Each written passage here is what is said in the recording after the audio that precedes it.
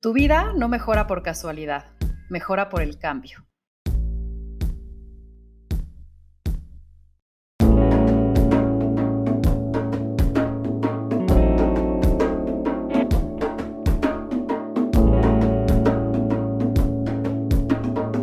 Esto es Más cabrona que bonita.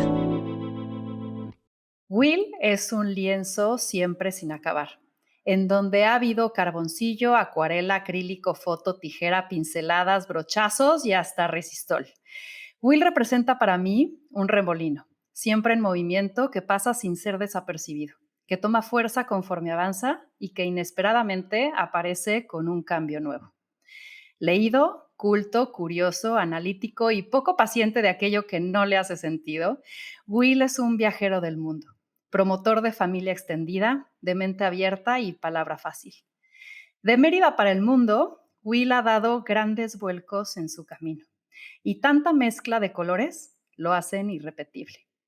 Llevo ya varios años de coincidir con él y cada encuentro es uno que sabe a una rica sobremesa, una larga caminata, deliciosa comida e inevitable filosofeada. Y hoy sé que no será la excepción. Will, bienvenido.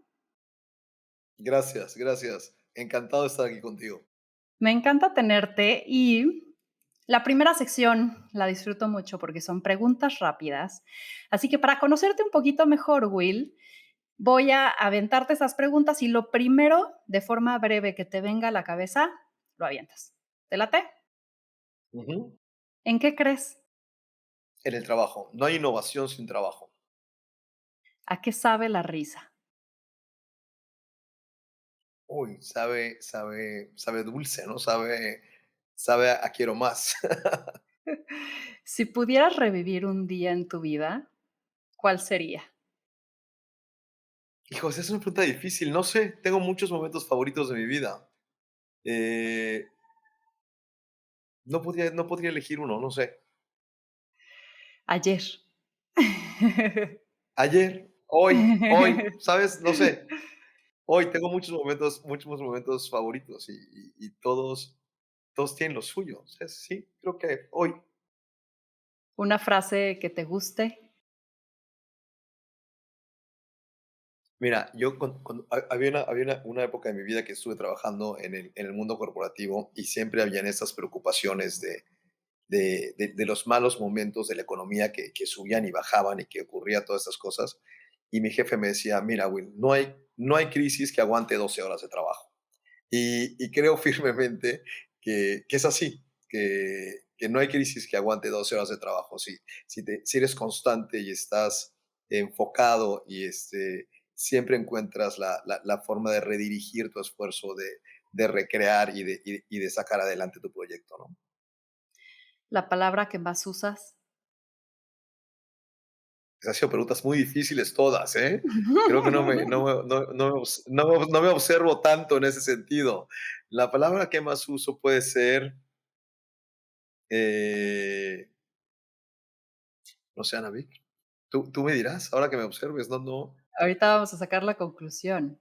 Ahorita vamos a sacarla, pero antes tenía como tenía una rutina en la que entrevistaba a un montón de gente y siempre repetía las mismas cosas. Podría decirte que usaba muchas veces la palabra, por ejemplo, una pregunta que yo todo el tiempo hacía era ¿qué quieres? ¿No? Me parecía como complicadísimo o me parece todavía muy difícil obtener una respuesta inmediata de qué quieres, ¿no? Normalmente yo planteaba, yo he sido la mayor parte de mi carrera headhunter, y siempre decía, si yo pudiera encontrarte el trabajo ideal de tu vida, ¿cuál sería este? ¿No? Y la gente siempre te respondía, pues mira, yo he trabajado en tal cosa, o yo estudié tal cosa, o yo hice. Y decías, no, no, pero ¿qué quieres? O sea, no qué has hecho, no para qué eres bueno, ¿qué quieres? Y la gente tenía mucha dificultad con esa pregunta. Entonces, me parece que es algo que yo muchos años repetí y que muchos años continué como proceso exploratorio en mí y en los demás esa pregunta, pero creo que ya no la uso tanto, no sé. ¿A qué le tienes miedo, Will? Uy, bien. Le tengo miedo a aislarme. Le tengo miedo a dejar de estar. vigente, conectado, ser parte de lo que está ocurriendo en el mundo. Eh, Quizás podrías decir un poco a la vejez. Me doy cuenta que no se siente igual con 50 que con 25 la vida. Y tampoco se siente peor, se siente, yo diría, mejor, pero presenta otras preguntas, ¿no? Y una de ellas es la vejez, ¿no? Y con la vejez viene la vigencia, ¿no? Y viene el ser parte de lo divertido y de lo que ocurre, ¿no? ¿Algún consejo que recuerdes haya sido importante en tu vida? Mira, yo siempre fui súper buen estudiante. Y hubo un momento en la adolescencia en que me descalabré ahí de las calificaciones. Este, y yo hablé con mi papá y pensé que mi papá me iba a decir como, qué barbaridad, qué mal, ¿no? Y mi papá me respondió algo así como, mira, al único que nunca le salen mal las cosas es al que nunca las intenta. Entonces me dijo, de para adelante, vuelve a presentar exámenes, sigue y ni voltees a ver para atrás y no tiene ninguna importancia. Me parece que sobredimensionamos nuestros fracasos, y que este consejo, el entender la normalidad de que algo no pueda no salir como uno quería, es parte del premio de intentar, es parte de las consecuencias de intentar y de la posibilidad de que pueda salir bien. Entonces, me parece que un consejo de mi padre en este caso, me parece que ha sido muy relevante en mi vida es ¿no? No quedarnos en ese pequeño tropiezo y seguir adelante. ¿El peor defecto del ser humano? Ay, Ana, me agarras en un análisis. Fíjate que yo creo que te diría la avaricia. Este, no sé cómo planteártelo. Yo siempre he pensado que el egoísmo es algo que hasta cierto punto es bueno y que nos nutre, que nos hace crecer y pensar en nosotros y cuidarnos a nosotros mismos y tal. Pero llega un punto en el que yo he estado viviendo los últimos 4 años fuera de México, he estado viviendo en España y me encuentro con una sociedad distinta a la nuestra, una sociedad mucho más igualitaria, una sociedad en donde la gente paga unos impuestos que son altos y que no se plantean no pagarlos, que donde, donde un insulto es decirte que eres un maleducado. Y entonces lo que me encuentro es una sociedad que respeta al otro, que respeta al individuo, que le parece bien que yo tenga un poco menos con tal de que todos tengamos algo, donde al ser más iguales y nos respetamos más, nos cuidamos más. eh, entonces me parece que esta ambición desmedida en la que nos vemos en México, que habla mucho de los valores del México contemporáneo, que para mi gusto pueden ser muy poniendo por encima de todo el dinero, independientemente de cómo lo obtienes. eh, y que esto o sea, de alguna manera purificaría todos los defectos o todas las transgresiones para llegar a adquirirlo. Me parece que ese es un gran defecto del ser humano. Me parece que el no pensar en los demás, el no ser solidario, pero no en una crisis, no en una tragedia, no en un terremoto, sino en permitir una sociedad no, o sea, tan desigual, me parece un gran defecto del ser humano. Sobre todo, aparte, porque me parece que no solo destruye las posibilidades del otro, destruye las posibilidades de uno, porque tú tienes quizás mucho, pero no tienes seguridad, pero no tienes, o sea, hasta tú mismo al no tener una sociedad más igualitaria te restas a tu vida. Entonces, me parece un gran defecto del ser humano. ¿Cómo crees que serás recordado, Will? Pues espero que no sé, espero que la gente recuerde las risas, recuerde las conversaciones. eh, Quizás seré recordado como alguien que hizo muchísimas cosas. Eh, Fíjate que cuando hubo una época que también estaba yo muy clavado en la parte de analizar, no analizar, de aplicar estas herramientas para analizar la conducta humana dentro de las organizaciones. Y uno de los temas que eran siempre para mí fascinante era el tema de la motivación, ¿no? El tema de qué mueve a un individuo, no qué es capaz de hacer y no si se esfuerza para lograr qué, cómo va a salir, sino qué realmente desde el estómago, desde adentro, le movía. Entonces te decían que habían 4 patrones de conducta de motivación dentro de la vida profesional. Eh, Uno de ellos era el que buscaba eh, poder e influencia, por ejemplo, digamos, y reconocimiento que va de la mano de este. Y te explicaban, bueno, pues que era algo muy positivo, que realmente para llegar a ser CEO o para llegar a ser un político importante o una personalidad de estas, requerías este tipo de perfil, porque los sacrificios que implica llegar allá son muchos, entonces si no tienes la motivación real es difícil llegar. Había otro que su motivación era enseñar y aprender. Había otro que era convertirse en un valor de referencia para un punto. Y había otro que era el emprendedor. Y entonces el emprendedor era aquel que se movía por la novedad y la independencia. Y a mí esto me fascina y me hice la prueba varias veces y normalmente tenías un mucho de algo y un poquito de los demás. Era muy afortunado el que solo también tenía uno porque tenía clarísimo el camino que tenía que seguir, pero en mi caso, que estaba más mezcladito, el dominante era este, era el emprendedor. Y el emprendedor, eh, básicamente su motor era la novedad y la independencia. O sea, estar haciendo cosas nuevas constantemente y que nadie te diga cómo. Y entonces me parece que me identifico muchísimo con esa parte y creo que seré recordado como algo así, como una persona que era inquieta, que era curiosa, que intentó muchas cosas y que algunas le salieron bien y otras no. Y básicamente esa es la idea, ¿no? Me Espero que sea encantas. recordado también como alguien que tuvo amigos, que tuvo amor, ¿sabes? Esas cosas que me parecen también importantes. Me encanta. Terminamos esta sección de preguntas no tan rápidas, pero que me encantó A ver. rebotar Sí, contigo. perdón, es que sí, no sabía si las respuestas eran como que sí, no, o una palabra, y yo ya me lancé. Esta es A tu ver, entrevista, así que me encanta hacia dónde me llevas. Ahora, vamos a seguir con, con ir hacia adentro de ti, ¿no? Y seguirte conociendo. Tú estudiaste contabilidad cuando querías ser arquitecto y años más tarde te das cuenta que es posible ser artista. Quiero ir hacia adentro de nuestro concepto de ser, las posibilidades ilimitantes. Cuéntame, ¿qué has aprendido de la experiencia de maleabilidad que has tenido sobre lo que decides que puedes ser? mira, es una súper pregunta, aparte es una pregunta sobre la que he estado reflexionando y escribiendo. Eh, Creo que no puede ser nada que no eres. O sea, de entrada. Creo que independientemente de lo que estudiaste, al final tú puedes convertirte en aquello para lo cual tienes motivación y tienes determinados talentos, pero esos los traes.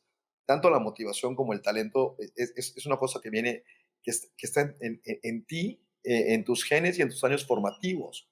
Entonces, para mí, fíjate, yo pues nací en una familia en la que mis papás ambos pintaban, ambos eran grandes amantes del arte, de la arquitectura, de estas cosas, y me acuerdo que mi papá nos llevaba incluso a ver casas los fines de semana y nos explicaba y se maravillaba con el tema. Mi mamá, la verdad es que también se ocupaba de ese tema y siempre vivimos en unas casas como muy bonitas y que para mí fue una cosa muy, muy importante. Entonces, con lo cual, estar cerca de esos objetos y de esas cosas no era nada extraño. A eso súmale que mis papás no creían en la televisión, punto. Les parecía una cosa que te convertía en un tonto, ¿no? Y entonces no teníamos permitido ver televisión, más que cosas muy, muy, muy, muy específicas. Entonces nos daban un lienzo y unas pinturas y pintábamos. Entonces yo y mis dos hermanas mayores, o sea, yo soy el segundo, pero mi hermana mayor, yo y la que sigue pintamos los tres. Este, la chica ya los agarró cansados y ya le tocó tele, yo creo.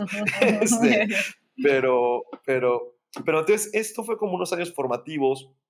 Mi papá era empresario, yo quería ser arquitecto, me la pasaba diseñando casas y dibujando y pintando y haciendo todas estas cosas. Pero mi papá era empresario y me dijo, oye, híjole, pues yo creo que deberías considerar que tienes esta oportunidad en la vida, que es heredar una empresa grande y que deberías tomarlo en cuenta. Yo creo, Ana, viendo atrás, que era mucho más importante el reconocimiento de mi papá en ese momento, el formar parte de lo que, de lo que él estaba haciendo, más que mi vocación. Entonces, ignoré mi vocación, elegí seguir ese camino con la mala pata que cuando terminé de estudiar mi papá ya se había quedado sin negocio, había ido mal, habían vendido un negocio, habían hecho otra cosa. El caso es que yo no había nada que le dar. Entonces ahí es donde tienes que, pues yo te puedo decir que fue mi primera gran crisis, ¿eh? Haber estudiado una carrera que no quería estudiar para trabajar en un lugar que ya no existía. Entonces, pues nada, lo que había que hacer era resolver un poquito como la pirámide de Maslow, ¿no? Las cosas básicas, entonces, cómo te vas a comprar un coche y cómo vas a vivir y dónde vas a vivir y cómo vas a pagar una renta y esas cosas básicas que uno muy joven saliendo de la universidad tiene que empezar a plantearse y resolver. Lo hice, trabajé en el sector financiero un rato, luego encontré la posibilidad de irme a estudiar una maestría y allá encontré, fíjate, en la maestría, qué curioso, una segunda vocación. Yo le agradezco enormemente a mi periodo de maestría porque encontré un interés genuino intelectual sobre un nuevo tema que no era ni la arquitectura, ni el arte, ni mucho menos la contabilidad, que no la menosprecio, me parece un conocimiento muy útil en la vida, pero no, a mí no me resulta apasionante. Este, y encontré que el tema de la conducta humana en las organizaciones, ¿por qué si nos juntamos dos producimos más que cada uno por separado? Eh, y todas las dinámicas que existían dentro de la organización, sobre todo el tema de la motivación humana para, para, para crear, para crear riqueza, me refiero, me parecía fascinante. Y entonces decidí dedicarme a ello. Regresé a vivir a México, me fui a vivir al DF, porque yo soy originario de Mérida, eh, y entré a trabajar, fíjate, empecé a buscar empresas que su core business fuera dedicarse a esos temas, dedicarse a temas humanos. No me interesaba mucho ser director de recursos humanos dentro de una organización, sino ser un consultor y aprender de todo lo que estaba ocurriendo. Empecé a trabajar en una empresa que se llama Manpower, que resultó que era mucho menos estratégica y mucho más, eh, pues de ejecución que lo que yo pensaba que iba a ser. Nada, fue una súper buena experiencia que me llevó al siguiente escalón, que fue que me contrataran en Korn Ferry, y entonces ahí sí me quedé muchos años, y ahí sí me convertí en un consultor, y ahí sí tuve el acceso a herramientas que no hubiera tenido de otra manera, y ahí sí fue un despegue importante de conocer gente súper interesante, de acercarme a textos y a conferencias y a cosas que realmente profundizaban sobre el tema, de tener la confianza de clientes que te dejaban estar cerca de ellos y conocer los pormenores de sus organizaciones y realmente ayudarles en esos procesos. Y bueno, eso ha sido un poco el, el, el cómo vas llegando a esta parte independientemente de que si estudié contabilidad o si hice otra cosa. Y luego después de eso, pues bueno, pues empiezas a emprender y tú sabes que vino la parte de super chamba y que ha venido otras cosas y en todo ese camino nunca, o sea, quizás la única constante ha sido que siempre me ha fascinado el tema de la arquitectura y el tema del arte. Entonces, también me he involucrado todo lo que he podido, todo lo posible en esos procesos de alguna manera, de una forma paralela, ¿no? Sabiendo tanto del comportamiento humano y tú también experimentando el tuyo propio, ¿qué limitantes reales y cuáles no tan reales son las que más frecuente ves que detienen el camino de las personas? Híjole, yo te diría, la gran limitante de todo es el miedo. O sea, de entrada, o sea, la gente no quiere probar cosas nuevas, no se quiere arriesgar. cuando ya ha logrado algo, sobre todo, su éxito es lo que los detiene porque no quieren fracasar. Este, el miedo, yo te diría, el miedo es el, híjole, no sé, el gran obstáculo en la evolución de las personas, ¿no? Eh, sí, de alguna manera hay pocas personalidades que tienen esta inquietud, esta autoconfianza de decir, mira, yo sé que me va bien, yo sé que las cosas pintan favorablemente, pero estoy seguro que podrían ir mejor y que podrían ser más divertidas. Y es esa gente que es como tú o como yo en un momento dado que hemos decidido lanzarnos a hacer algo distinto, emprender, arriesgar, tener la probabilidad de fracasar, haber fracasado, haber tenido éxito en otras cosas y juntar todo esto, ¿no? Pero si me preguntas qué detiene a la gente, la detiene el miedo.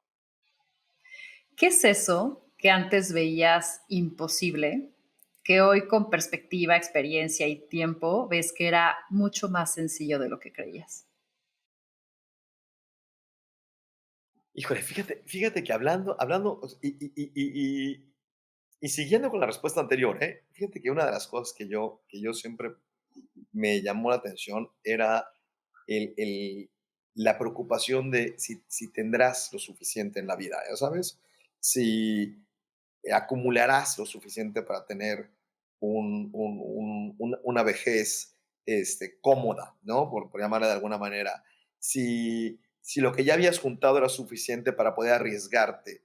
Si, ¿sabes? Como que todas esas preguntas siempre a mí me venían a la cabeza y me preocupaban, considerando además que mi papá tuvo este tema de haber perdido su empresa en una de las devaluaciones de México cuando estaba endeudado en dólares, etcétera, ¿no? De esas cosas que no se planearon adecuadamente y que fueron complicadas.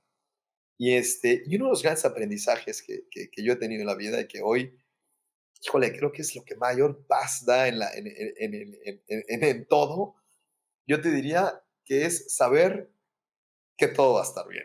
¿Sabes? Como, no mágicamente, pero saber que eres un adulto, saber que pase lo que pase, tienes forma de resolverlo, que tienes salud, que tienes talento, que tienes conocimiento, que tienes amigos, que tienes relaciones y que eres capaz de resolver, que puedes caer de pie, ¿sabes?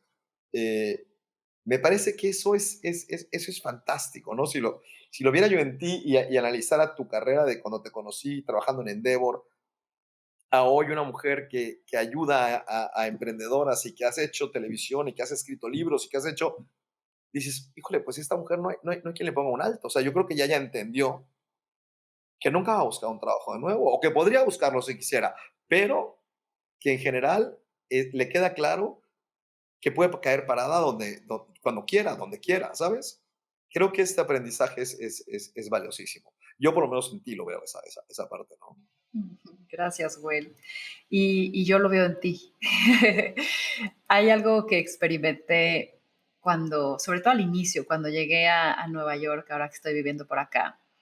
Hay tantas cosas que hacer y hay tantas cosas pasando al mismo tiempo que aunque estamos tomando decisiones todo el tiempo que corresponden a elegir algo y dejar de elegir algo más, aquí viví más latentemente el costo de oportunidad.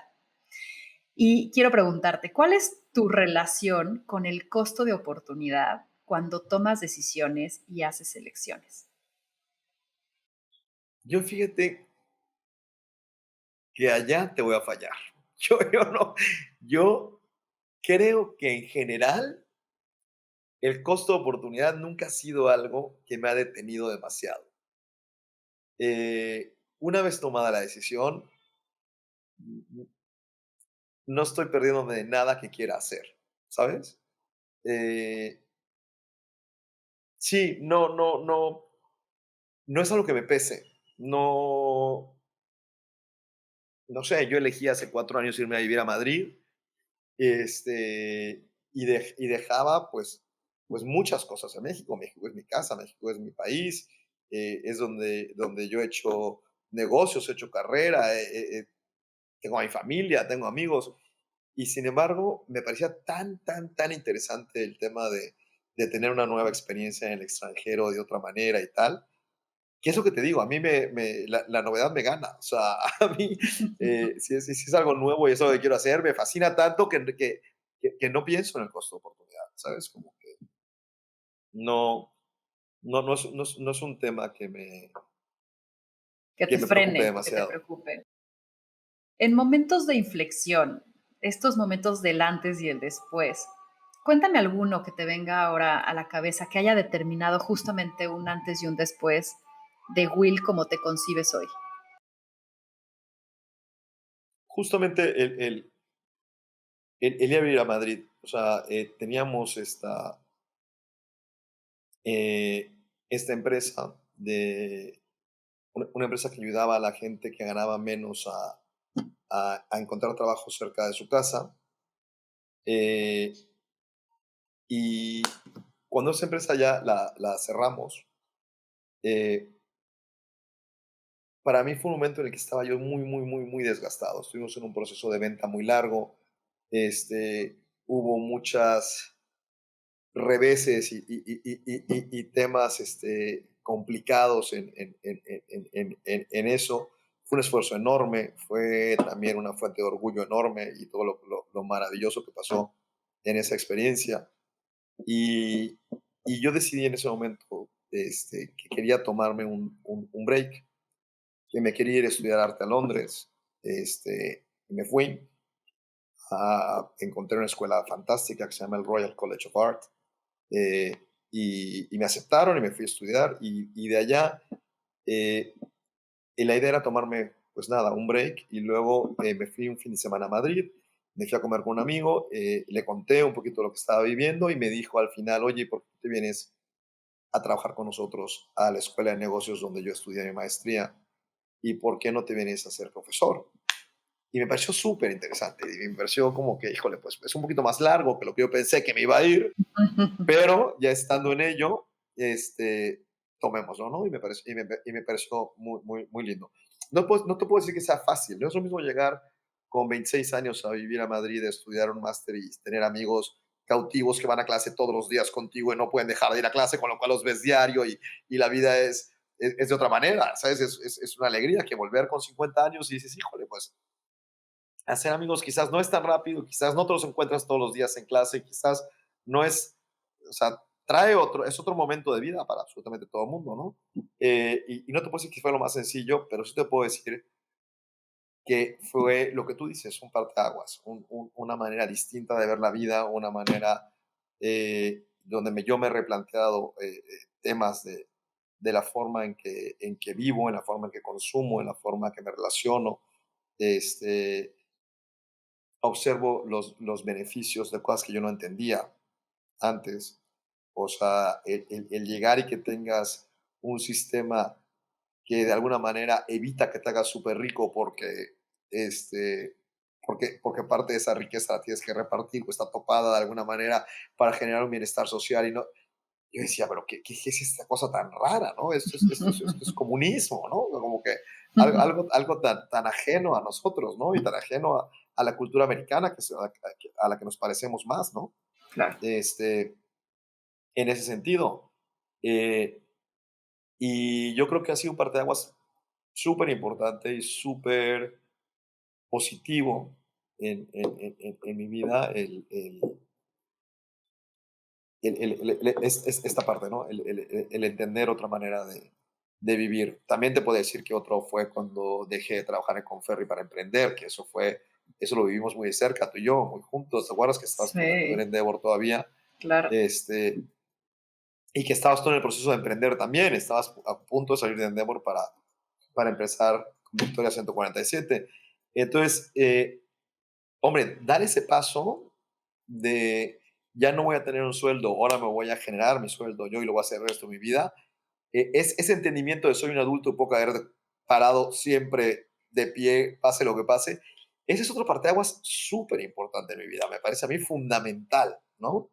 Claro. De vivir fuera también, no sé, yo he tenido diferentes momentos, mi primera exposición individual como artista, ¿no? Donde también dices, híjole, no solamente era un mundo interior mío que plasmaba en objetos y tal, sino que es un mundo que se comunica con otras personas, que a otras personas les interesa, que les dice algo, que quieren tenerlo cerca, que quieren adquirir esos objetos. Y entonces, oye, pues, eso es maravilloso también, ¿no? Tiene esta otra parte. Y justamente yo creo que era una de tus primeras exposiciones o colecciones que hacías, me acuerdo que me contaste una obra que estabas haciendo alrededor de como el amor-odio que se genera entre redes sociales, ¿no? Y el humo de lo no real, pero que al final acaba Ah, generando sensaciones reales, ¿no? ¿Te acuerdas de esa parte esa, esa fue una instalación porque yo una época que tuve un programa de radio y en ese programa de radio yo hablaba de justamente de la carrera profesional y del el tono laboral y de todas las cosas que yo sabía o podía hablar en ese momento. Más bien, ni siquiera hablaba yo, entrevistaba a personas que sabían más que yo del tema y ellos contaban un poquito estas cosas, ¿no? Yo lo que sí sabía era entrevistar. Había entrevistado a, no sé, 15,000 personas en mi vida, con lo cual lo que sí sabía era hacer era entrevistar.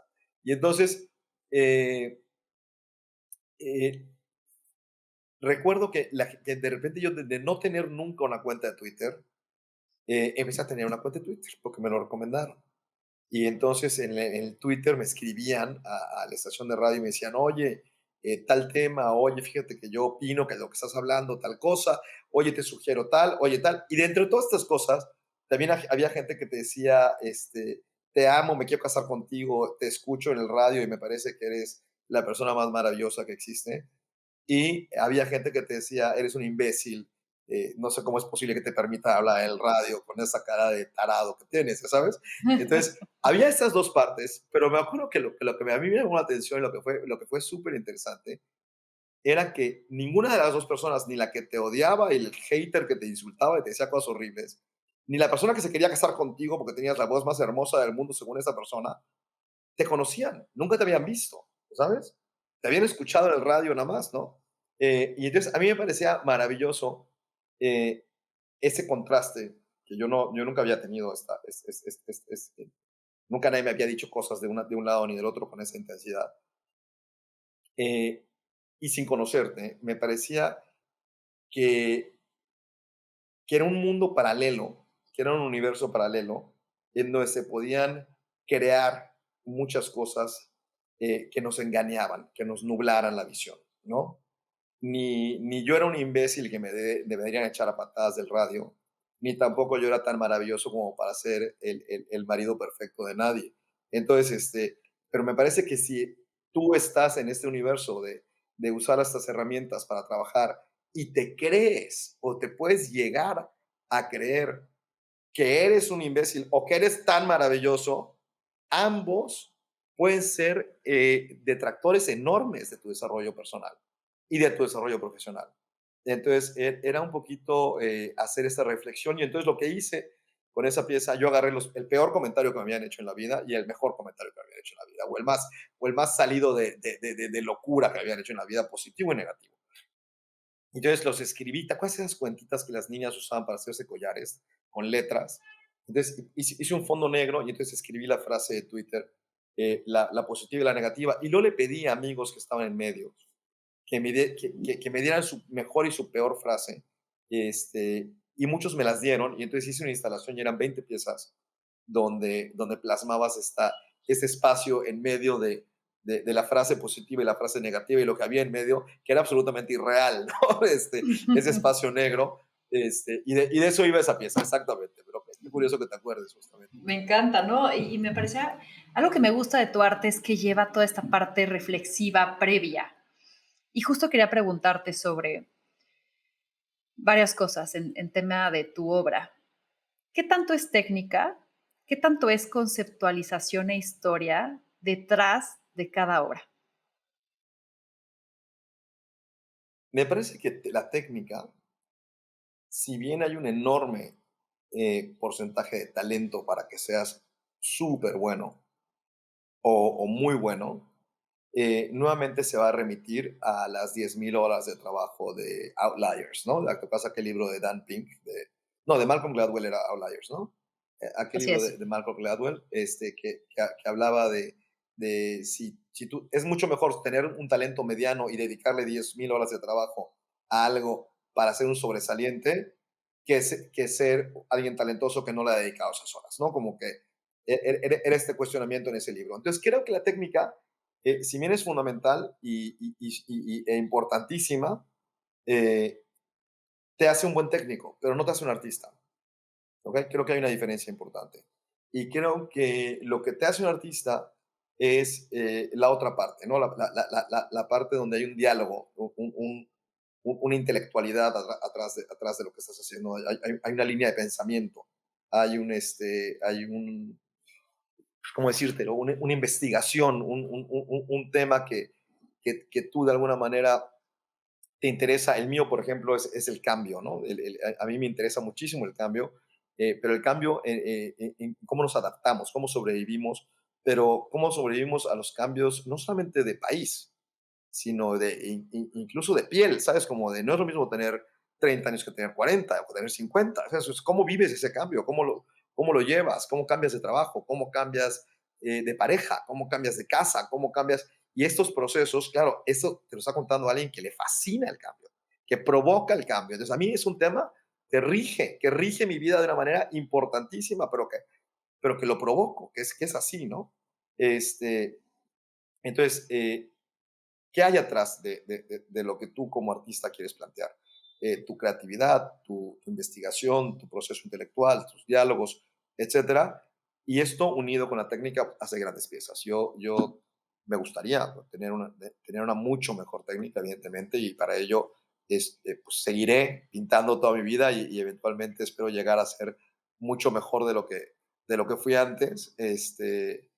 Y lo que sí te puedo decir es que como un artista contemporáneo, también es cierto que mi modo de expresión son muchos, es multimedia, ¿sabes? Como que he hecho fotografía, he hecho instalación, he hecho pintura, he hecho, claro, porque es un poquito de lo que te agarres para contar y para explorar, ¿no? Entonces, me parece que son dos cosas distintas, pero que cuando conviven en un solo individuo, pues entonces te sacaste la lotería, es un artista extraordinario, ¿no? Lo bueno, lo malo y lo feo de ser artista. Bueno, lo bueno es que proporciona unos momentos increíbles, increíbles, increíbles de felicidad, ¿eh? ¿Ves? Que hablaban en algún momento, no me acuerdo ni quién escribió eso ni dónde lo leí, pero hablaban de cómo generar endorfinas o dopamina o estas cosas, estas hormonas positivas que te dan alegría para el cerebro, ¿no? Entonces, cómo hacerlo de una manera lo más natural posible, ¿no? Entonces una decía, bueno, pues hacer ejercicio genera esto, ¿no? Tener sexo genera esto, comer chocolate genera esto, eh, y crear cosas, ¿no? Entonces, cuando estás constantemente creando cosas, tienes unos niveles altísimos de felicidad con esos procesos. A mí, además, es que no sé, Ana, de la parte buena se me van las horas. Es que no te puedo explicar que es una especie de meditación, es una especie de trance en el que te quedas y te vas y es maravilloso, ¿no? En la parte buena ese es un tema. En la otra parte, pues mira, es complicado, sobre todo encontrar hacer una carrera cuando, como artista, cuando empiezas tarde. O sea, yo creo que como todas las carreras, el que llegó a CEO de una empresa y gana 20 millones de dólares, hombre, empezó siendo un becario y le tomó los años que le tomó llegar a ser el CEO y un montón de talento y un montón de esfuerzo. Y creo que ocurre un poco lo mismo con cualquier carrera, ¿no? Y en el caso del arte no es distinto, ¿no? Si estudias Bellas Artes y empiezas muy joven a experimentar y a evolucionar, pues llegará un momento en el que obtengas un reconocimiento muy importante. Yo, en mi caso, pues es que empecé formalmente a hacer esto más tarde.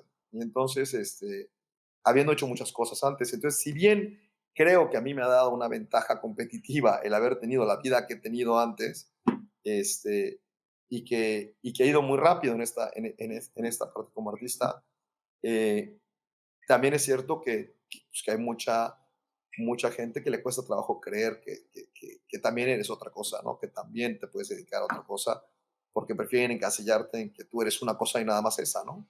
De acuerdo. Entonces, no sé, eso es un poco como esos últimos años que he estado viviendo en Madrid, y entonces la gente te dice, pero ¿dónde vives? O sea, a partir de este año, por ejemplo, que es el quinto año, ¿no? Yo este año pienso pasar pues, muchísimo más tiempo en México porque tengo muchos proyectos y muchas cosas en México. Y entonces te dicen, ¿pero dónde vives? Pues mira, vivo entre México y Madrid. Sí, sí, sí, pero ¿dónde? ¿Dónde está tu casa? Pues una casa acá y una casa allá, ¿no? Sí, sí, pero ¿dónde? O sea, la gente no puedes vivir en dos lados, ¿sabes? No puedes vivir entre uno. Tú no puedes vivir entre Nueva York y México. ¿Tú dónde vives? ¿Dónde está tu casa? Entonces tú dices, oye, pues es que tengo una casa en México donde paso 6 meses del año y una casa en Nueva York donde paso 6 meses del año. Entonces, pero eso es No. difícil de conceptualizar para mucha gente. Claro. No, no, ¿dónde vives? Ya sabes, ¿dónde está tu casa? Las dos. ¿Sabes? O sea, yo, por ejemplo, no sé, mañana estoy en Mérida, mañana voy a México y me voy sin maleta. Tengo mi ropa colgada en México, entonces no viajo con maleta. Entonces, no sé, lo mismo ocurre un poco con las carreras, pero tú no eras emprendedora, ¿cómo que ahora resulta que haces tele? ¿Por qué estás en Shark Tank? Vamos a ver, ¿eres presentadora o eres emprendedora? Pues mira, hago las dos cosas, ya sabes, entonces, Claro. es un poco así, es un poco Y así. creo que estos justo paradigmas que además es ruido externo, ¿no? Y que lo haces tuyo, lo haces propio, son voces que vas integrando a ti. Empiezas a querer como encasillarte y querer como cumplir con una ecuación de éxito, ¿no? También, y de lo que se espera o de lo que puedes llegar a diseñar para ti. Y quiero que me cuentes un poco, porque creo que va relacionado con mucho de lo que escucho de amigos artistas o amigas diseñadoras, ¿no? Sobre la trampa de hacer algo que deje. O sea, de pronto hay algunas carreras un poco más sacrificadas en el término que te deje, ¿no? ¿Y qué tanto el dinero sigue el valor que generas cuando haces algo en lo que eres súper bueno? ¿O sí crees que hay profesiones que están destinadas a no generar dinero y tienes que estar ok con eso? ¿Cuál debería de ser nuestra ecuación al buscar a qué dedicarnos? A ver, vamos a ver. Eh, a ver, tú no has trabajado mucho en el mundo corporativo, ¿no? Porque empezaste muy joven como emprendedora, ¿no? Pero yo recuerdo que yo trabajé en un banco. Cuando tenía 22 años, empecé a trabajar en un banco, porque mi papá ya no tenía lo que te conté antes, ya no tenía este negocio, y en lo que me fui a la maestría y empecé muy joven a trabajar en un banco, pues tenía compañeros que estaban en el mismo momento de vida que yo, ¿no? Y entonces todos trabajábamos y tal.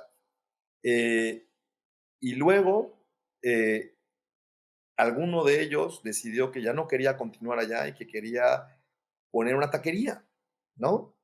Y alguno de ellos lo promovieron y dijo, no, no, no, yo ya soy gerente, me van a mandar a una sucursal y ya esto es lo mío, ¿no? Yo trabajaba primero en la arrendadora y luego en la casa de bolsa. Y ¿cuál crees que sea la mejor manera de hacer dinero? ¿Tener una taquería o trabajar en una sucursal? Pues no lo sabes. O sabes, es más sacrificado uno que el otro. No lo sé, ambos pueden fracasar, o sea, ambos te puedes quedar allá, ¿eh? O puedes llegar a ser dueño de una cadena de tacos inmensa que además tiene gimnasios y además tiene cines y además tiene tal y estás en bolsa, ya sabes, y empezaste con una taquería. O puedes brincar de ser el gerente de una sucursal a ser el gerente de una división, a que te manden a la oficina principal del banco, a que te manden al país de origen del banco y hacer una carrera en la que ganas millones de dólares. Entonces, o los dos se pueden quedar donde estaban. Entonces, creo que si bien hay negocios que tienen más limitantes, o sea, hay muchos más restauranteros que han tenido un éxito económico importante que artistas, yo creo, ¿no? Por lo menos lo que yo observo, ¿no? O sea, pero yo conozco artistas que han tenido mucho más éxito que muchísimos empresarios, que muchísimos emprendedores en nuestro país, ¿no? Económico estamos hablando, de éxito económico estamos hablando. Entonces, no lo sé, Ana, yo creo que tiene que ver con tu dedicación, con tu talento, con tu ambición, el cómo lo haces. A ver, el ser artista es ser un emprendedor, no hay otra cosa. El producto eres tú y las cosas que haces. pero te tienes que ir relacionando con curadores, te tienes que ir relacionando con galeristas, tienes que ir a un montón de exposiciones, tienes que vivir en el colectivo de tus contemporáneos y tienes que intercambiar ideas y tienes que estar continuamente aprendiendo, pues se parece exactamente lo mismo que a emprender, ¿no?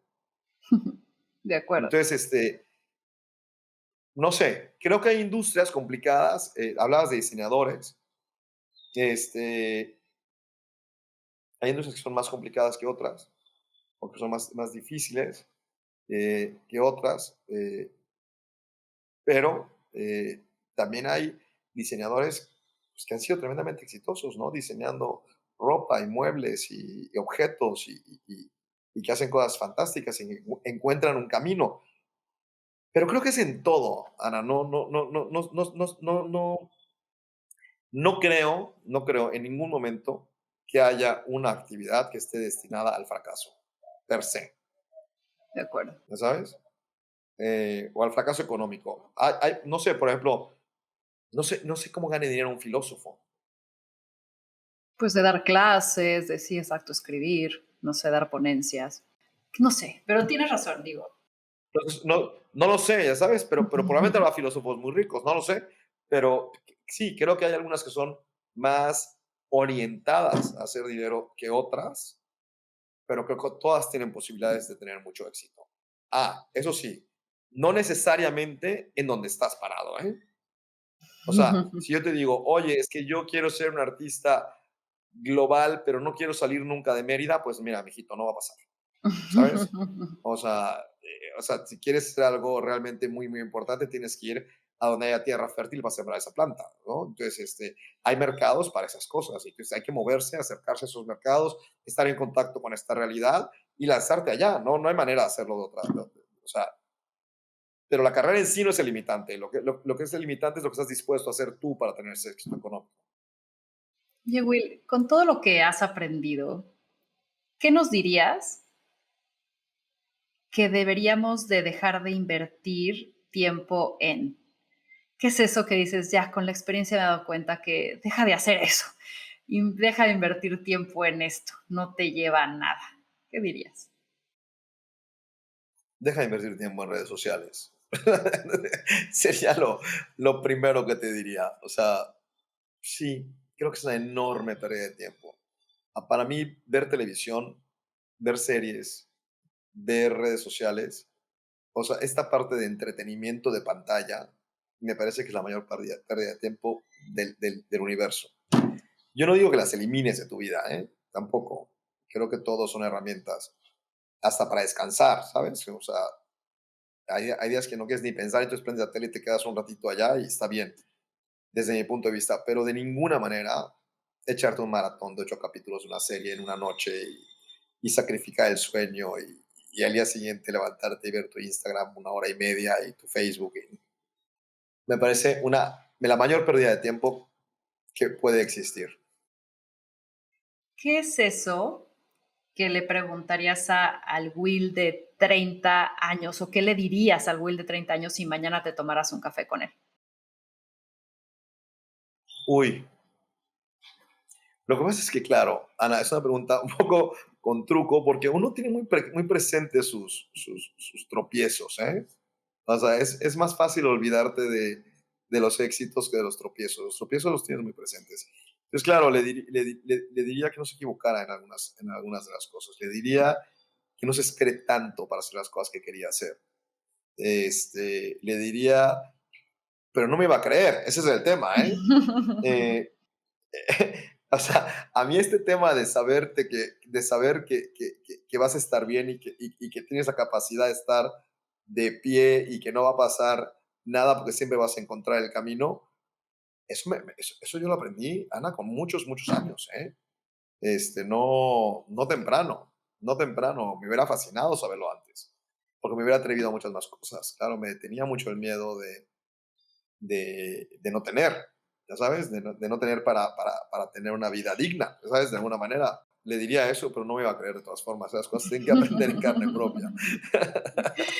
Oye, Will, ya para ir cerrando, ¿qué consejo me darías a mí de lo que me conoces, de lo que has aprendido, de la nobleza que envuelve un consejo.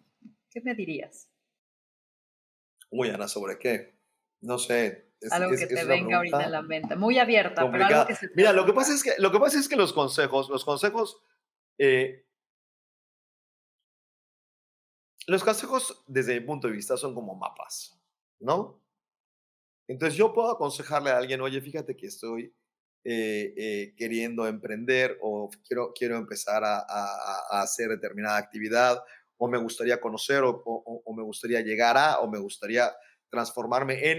Y entonces yo te diría, mira, hay un camino para ello y lo que te voy a responder yo es el mapa que yo considero de más fácil acceso a tu objetivo. Sin conocer el objetivo no se puede dar un consejo. De ¿Me acuerdo, explico? de acuerdo. Entonces, Porque los ahí va consejos al final son mapas. de acuerdo, el objetivo. Con base a tu experiencia, de irte liberando quizás de estos miedos, de estas limitantes que tú quizás armabas en tu mente sobre lo que podías o no ser, ¿qué consejo me darías para justamente Ok, este proceso de libertad? a ver, mira, y ahí sí tengo la respuesta. Eh, Uno primero hace y luego se transforma, ¿ok? Yo no creo en que alguien se ponga a pensar en un business plan, renuncia a todo lo que tiene, empieza a hacer las cosas nuevas que nunca había hecho antes y se pueda convertir en ello. Yo creo que no es así, Ana. Como te dije, nos podemos convertir únicamente en lo que ya somos. O sea, tú creces como o naces con un cierto potencial que se va nutriendo de todas tus experiencias de vida, pero el potencial es el mismo, más desarrollado o menos desarrollado, es lo que hay, ¿no? De repente se nos ocurren cosas por la experiencia de vida que tienes que pueden resolver un gran problema, como tú te viste involucrada en ese problema, puedes resolver un gran problema, pero es parte de lo que venía en tu paquete, ¿ok? Ya lo tenías. Y entonces, pensar no sirve de nada. Hombre, no de nada, de algo, pero actuar es lo que realmente transforma, ¿ya sabes? A mí, por ejemplo, una de las cosas que una de mis hermanas me decía, ¿cómo se te ocurre lo que vas a pintar? Y yo decía siempre que pintando el cuadro anterior se me ocurría el que sigue, ¿no? Entonces, yo creo que solamente la acción, el proceso, te lleva al siguiente lugar, ¿no? Yo muchas veces, hablando con jóvenes, he querido explicar esto y no es fácil que me entiendan. O sea, ¿te acuerdas aquel discurso súper famoso de los puntos de Steve Jobs, de unir todos Ajá. los puntos, ya sabes? Claro, eso hacerlo en reversa es facilísimo, ¿no? Entonces yo te puedo decir que, claro, que si yo no me hubiera metido a estudiar al banco, no hubiera conocido al jefe que me recomendó hacer la maestría, donde hubiera aprendido que quería hacer temas de desarrollo humano, y luego me hubiera ido a vivir a México, y llegas. Al final, yo como lo visualizo es una escalera, ¿no? El gran problema que veo es que la gente que llega al escalón 10 sin pasar por los otros 9, ¿no? Ese es Claro. el gran problema que yo veo. Entonces, claro, al final un consejo es el mapa de los 9 escalones, ¿no? Entonces, yo te diría a tu pregunta de cómo me doy cuenta de que soy absolutamente capaz de crear, de sobrevivir, de ser vigente, de tener éxito, tanto económico como personal, en términos de que encuentre un eco en mis palabras o en mis acciones, que a la gente le interesa y quiera discutir conmigo las cosas que yo estoy haciendo y que estoy creando. Yo creo que la única forma es intentándolo, ¿entiendes? Y me parece que tú vas por un camino extraordinario, ¿no? O sea, me parece que arrancaste con un proyecto muy, muy claro. Me parece que después has tenido una exposición importante en medios donde se conoce quién eres, qué haces y qué capacidades tienes. Y me parece que luego has dado una vuelta adicional a las cosas, eh, contando no necesariamente tu éxito, sino el éxito de la gente que te ha escuchado o que se ha involucrado en tu proyecto o que ha trabajado contigo, todas esas emprendedoras que, que, que han evolucionado gracias a ser parte de esta comunidad que tú decidiste crear. Entonces, y ahora lo documentas en libros y hablas de ello. Entonces, me parece que no has dejado de intentar cosas y me parece que sigues en este proceso eh, creativo que no te define, o sea, ni eres presentadora de televisión, ni eres escritora, ni eres este, coach, ni eres emprendedora únicamente, eres todas. eres todas. Y eso me parece a mí que continuar intentando y continuar inventando y todas aquellas cosas que se te ocurran que pueden ser interesantes, solamente haciéndolas y viendo la respuesta que tienes, que tú has tenido una respuesta enormemente positiva, te dan la certeza de que lo que sigue va a ser igual de bueno, Hmm. ¿ya sabes? Gracias, Entonces, gracias por es el solamente mapa. intentarlo. Gracias Es por el solamente, mapa. pues un mapa corto, porque es solamente intentarlo, ¿no? Oye, Will, ¿dónde te encontramos? ¿Dónde te buscamos? ¿Dónde sabemos más de ti? Te voy a dar en Instagram, @William Gaber, es donde está todo mi trabajo como artista. En LinkedIn, William Gaber, donde también atiendo temas profesionales. Y yo creo que en esas dos pueden llegar a mí de cualquier manera con un mensaje directo. Me encanta. Pues termino esta entrevista diciendo, la evidencia de hoy es la imaginación de ayer. Y te agradezco por compartir tu evidencia, Will. Esto fue más cabrona que bonita. Muchísimas, muchísimas gracias. Gracias, Ana.